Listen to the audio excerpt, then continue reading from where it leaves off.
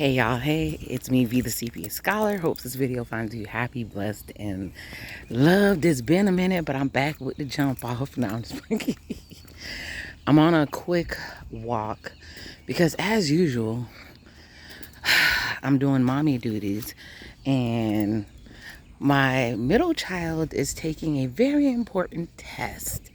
So while I wait around for her, I figured I would go for a walk. And I think I want to jump on here and talk a little bit about And Just Like That. I believe it's on season 3. I can't believe this dumpster fire even got 3 seasons. But it did. I did watch the first episode. And there was a couple characters missing. One that I was sad about. The other one I didn't give a damn about. They didn't bring back Nyla, and I was okay with that because guess where Nyla is? The lady who plays Nyla, who is stunning, by the way, was on Netflix's Forever. I mean, doing a thing. If you haven't seen the show, it's amazing. Check it out. And it got greenlit for a season 2. So her not being there, that was okay. But the other character that was not there was Che. Oh my God, I was so happy. I was so happy. I hate to see people lose a bag.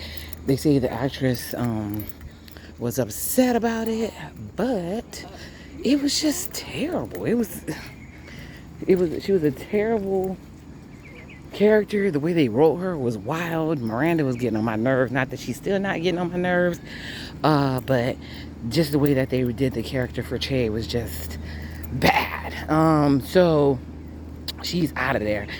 They came in blazing on season 1 of the new episode 1 of I'm gonna say it's season 3. Yeah, that sounds right. Is that right? But anyways, the first episode of this season, I forgot that it was even gonna come on, and I was strolling trying to find something to do, and I said, well, look, and Just Like That is back. So I flipped it open, started watching, and it was a wild episode. There was remnants of the old show. If you hear things in the background, sorry, there's like loud ACs and everything. It started off wild because it had Carrie, Sarah Jessica Parker's character, still waiting around for Aiden and his tidy whities to come back, because if you haven't watched last season, it ended off with him going back to go be with his children in Virginia and telling her that we can like be cool, but I'm not gonna be able to be with you till he's an adult, and that's 5 years. So Carrie agreeing to basically not being talked to, but not dating anybody else for 5 years is wild, ridiculous work. So that's where we were with Carrie and Aiden, which I don't think they ever should have been back together. The only reason they're back together is because Big did what he did in real life, the character Chris Noth. And so they had to take that poor man and let her watch him die on a Peloton. So that's the only reason I think they're rediscovering this dang on love story. If you don't know the original Sex and the City, Carrie dogged the heck out of Aiden over and over and over again. But these people still keep getting back together. They got back together in the movies. It's like, I'm so tired of this man. He had already showed up dressed like a Confederate soldier on the last season when they got back together, when she texted him or emailed him because she was bored. He's back in here full effect. So we see her trying to explain to everybody in this episode why it's okay for this man to straight disappear on her behind for 5 years. But we also got Seema. I'm in love with that character. She kind of is supposed to be the new lady who took over for Samantha. She's rich, she's beautiful, she's sassy, she's been out on the dating scene. And remember, she was with Ravi, who is the famous director who basically left her to go make a movie. And so, but they were actually going to be together. So she's trying to, get some sexy time via Zoom. And He's supposed to call at a certain time. We see her. She wakes up. She's snoring. She's dressed sexy, but she's fell asleep waiting on him. And when she finally opens up the camera, it's his assistant. Why? Because he's working on a movie. He won't be able to get to her in time, and so he wants to reschedule. So she lays back down. Seema, who still smokes, I didn't even know people still smoke, pulls out a cigarette because she's upset and proceeds to lay down in her bed with a cigarette. And you know how that goes. If you were a teen in the 90s, stop, drop, and roll. She set the whole mattress on. The next scene is her with some firemen because she set the whole mattress on fire and burned off some of her hair. She lucky to be alive. Do you know where your hair is? Next to your face. What? Do people... Now, I know people vape, which I think is wild anyway, but smoking cigarettes? What the heck? So... that's where that was Seema. Also in that in this episode, we have Miranda, who's a lesbian now, and she tired of picking up people. Well, the last lesbian relationship she had with Che was a dumpster fire. So her, Carrie, and Charlotte are in a lesbian bar because she doesn't want to be there by herself, and that she's trying to pick somebody up. And why the heck? It was a young chick in there who looked good. Finally giving her the eye, and she thought she was going to get some play. And come to find out, it was Brady, her son's old babysitter, and she had a girlfriend. So as the club was empty and she was feeling like a loser, like nobody picked her.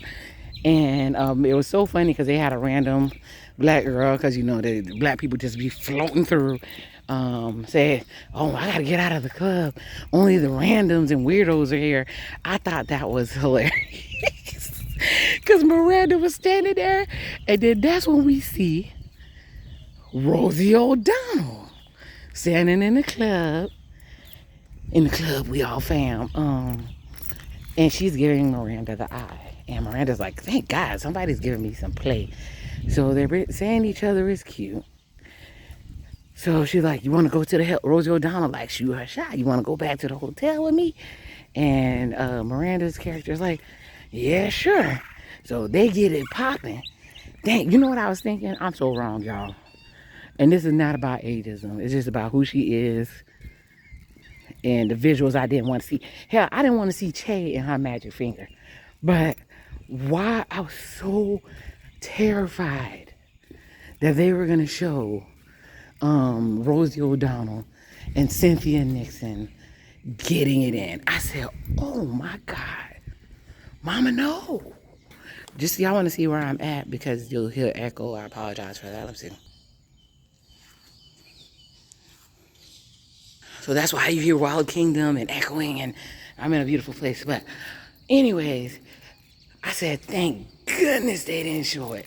So the lady's name, Rosie O'Donnell's name on the show is Mary. I'm like, okay.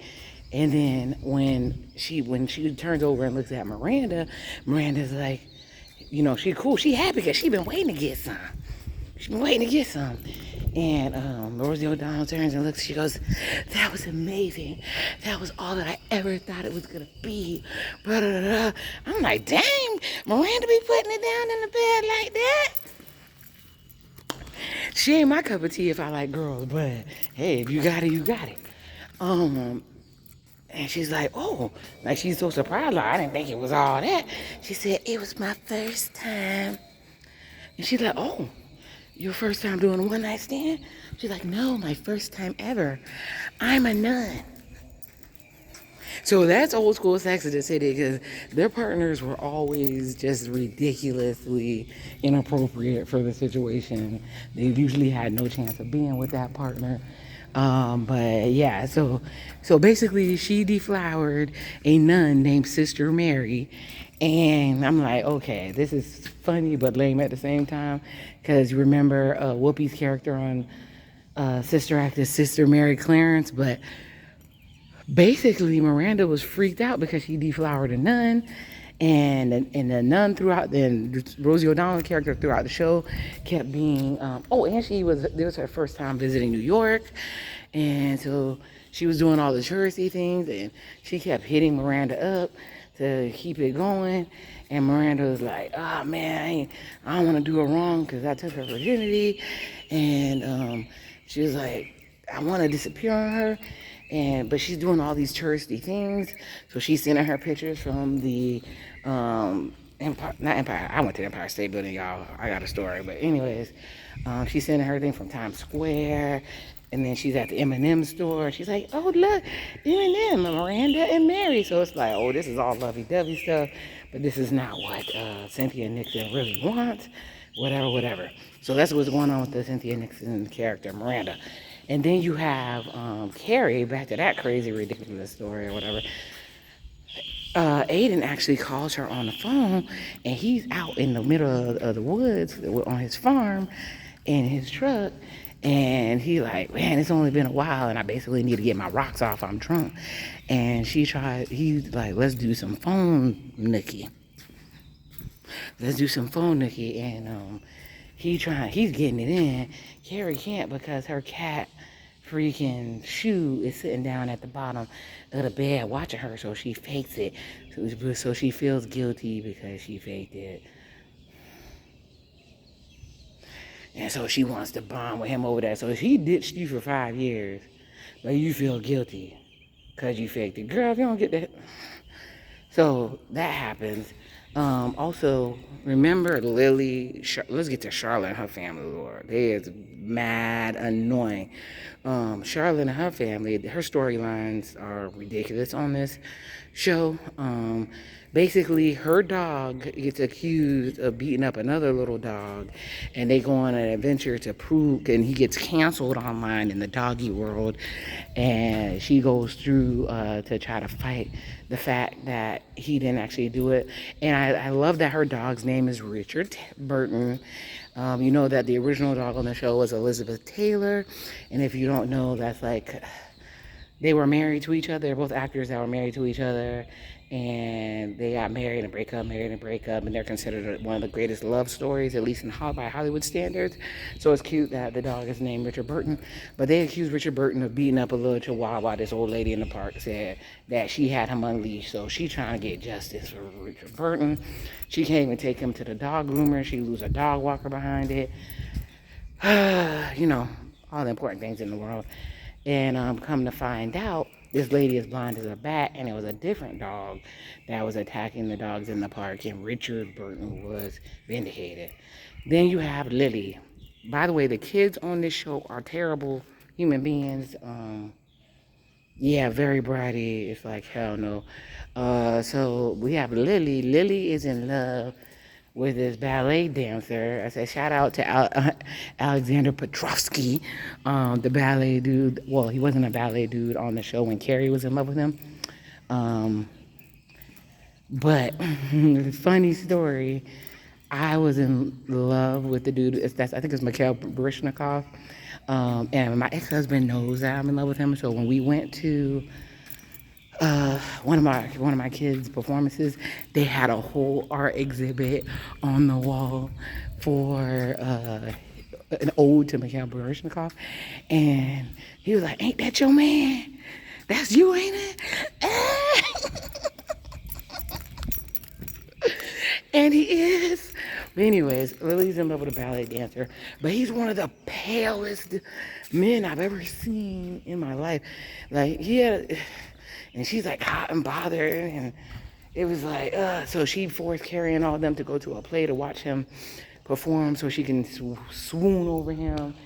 And that's when Anthony, remember he's with the that fine dude with the big from his bread company or whatever, and he actually confronts Carrie about letting Aiden play in her face for 5 years. And he's like, "Please don't cut me off." And I realized, yes, Carrie is the main character, but like literally that allows her to be the worst person on the planet, and nobody could say anything to her without getting cut off. It's like, how are they even friends with this lady? But I digress. Carrie starts to admit that it's a crazy situation. I need to talk to Aiden about it. Not that she's gonna fix it, because they're even sending each other postcards to, like, they're sending each other blank postcards with basically the boomer version of emojis, writing hearts on it and everything. To I'm thinking of you, and that sounds romantic. If I'm not gonna see you in a couple weeks, but 5 years, man.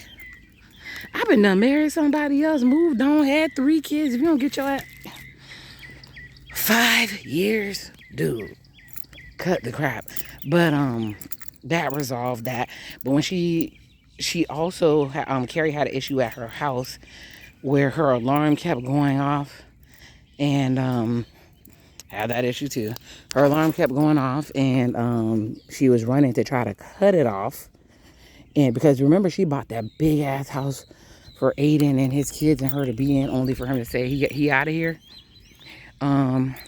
But she slipped and fell, and then I'm falling, I can't get up. I'm so tired of these old lady jokes that they're making in this show. Yes, bitches, y'all are old. Hell, I'm old too. But I ain't gotta tell everybody every 5 minutes how old I am. Some people say I look younger than I actually am, and that's fine too. I'm proud to be my age and make it this age. But the jokes that they're randomly doing about them being old, it's like, dear God. All right, let's move on to LTW, played by Nicole Ari Parker, the finest of the finest. Pretty much, remember her husband Herbert, the dude from Hamilton, is running for comptroller, but at the same time she's doing a documentary about unsung heroes of the black community, and she's doing the PBS, she's pitching it, and they randomly say, well, why don't you throw Michelle Obama in there? And it's like, y'all, Michelle Obama is not unsung. What the hell? So she's like, how am I going to get to Michelle Obama to be able to interview her? So she's working on that. But her husband, who's a big crybaby, found out that they think that he's uncool and he needs to do something to basically fight that image. But our comptroller's expected to be cool. I need you to do math and make sure that my budget is right. I'm pretty sure that's what a comptroller is. Good morning.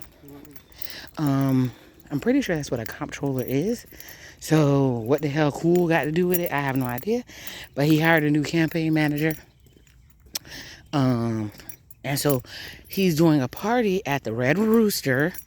You know, they got to throw black people in there. Anyway, I mean, it's not as bad as it was last season. They got to throw black people in there some kind of way. So they're having a party at the Red Rooster. And the campaign manager keeps calling LTW every time something goes wrong. Like she don't have her own job to do. But they use that as a way to show black people, because they was at the Red Rooster, and dude from Hamilton, because I can't remember, Herbert, his name on the show is Herbert, had a Glee Club type moment where they were singing Can You Stand the Rain and all these different hits to relate to the people. And it was so weird how they had the black people acting in there like they weren't even moving the way that they would move in real life. Like, it's, yes, we would go crazy if New Edition Can You Stand the Rain comes on, but the way that they did it was so strange. But as LTW's chastising campaign manager, who comes at her again to say that Herbert is not coming off as cool, he's like, that's not the way we used to do it at the White House. It's like, light bulb, light bulb, light bulb. This might be my connect to Michelle Obama. So maybe Michelle Obama finna drop it on this show. Hopefully not to be talking about how everybody asks old. Yeah. And then, so it basically ended with, we had Seema, remember Seema, who was dating the director?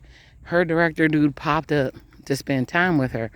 But she thought he was going to take her out to this nice lunch, have a good time.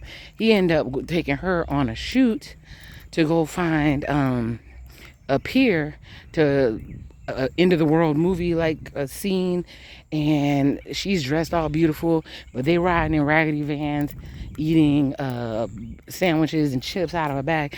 Me, I would have been down if he would have told me what we were actually gonna do, but that's because I write, I'm into movies, and I would have liked the experience. But can you tell me so I don't show up in my finest outfit? Of course, they would call right now. In my finest outfit. So I don't show up in my finest outfit while we're gonna go exploring like Dora. But anyway, she got frustrated because she could tell that he's not gonna be able to prioritize her. So she chose herself and dumped him and got the hell on. So that's what happened in the first episode. But of course there were fashions. Maybe I'll put them next time I do a video because this is super impromptu. But Carrie had this fitted bed sheet on the top of her head, and she was walking around like wasn't crap around. I know I got me a nice little, I'm outside getting my fashions, but I'm getting my exercise on because I'm trying to make sure my back don't get too big. But and then LTW had them dang on straw balls that they usually have on coffee tables, but the dress that she had it with was, oh my god, it had like it was neutral tones with geometric shapes, and it fit her body to the T. It was amazing. So the dress itself was nice, but whatever. All right, on to episode 2, because not much happened in episode 2. So we have Carrie sitting. She has this amazing house, oh my gosh, in Gramercy Park. And I skipped part. In episode 1, the stuff that happened with Aiden and everything that was going on inspired Carrie to write, because she had writer's block now. So in episode 2, she's sitting down to write. And you hear the birds chirping. It's giving Snow White and the Seven Dwarfs, all that. Good times. And she's in my dream place that I would love to write. And we hear birds chirping, squirrels squirreling, and next thing you know, a squirrel went in there, and then the squirrel is fighting for his life. And we're like, what's going on? And when he runs out, it looks like a gang of rats are following him. It was like the Pied Piper of Hamelin. If you're not into literature, I know that man we're not supposed to talk about, he calls himself the Pied Piper R&B, but the Pied Piper is a dude who rid the city of some rats with his music, and you just see him running. And I had PTSD, y'all, about something that happened to me in New York that involved me, Central Park, and every rat in New York running in the same direction. But that's another story for another day. I'm being goofy right now. So she's like, oh my God, I gotta get an exterminator or whatever. And so that's her main storyline for episode 2. But who pops up? Aiden. Aiden said, I feel bad for saying that we can't talk for 5 years. That doesn't make sense. He must have realized he got to get his rocks off. And he said, let's figure something else out. So they make out, they blew up and everything. And he's only there for 2 days. Then he leaves. But Carrie is still intent on picking furniture for this house that only she lives in. And she sends him a suggestion for a piece that they should use. And he says, he hits her with a thumbs down emoji. So the whole episode, she's basically crashing out on how she could write so many beautiful things, and he'll only answer with a thumb down emoji, and then she answered with a rolling eye emoji. And I guess welcome to the new millennium, Gen Z-ness of it all. And so that's her thing. Miranda. Oh, also the other thing that she's doing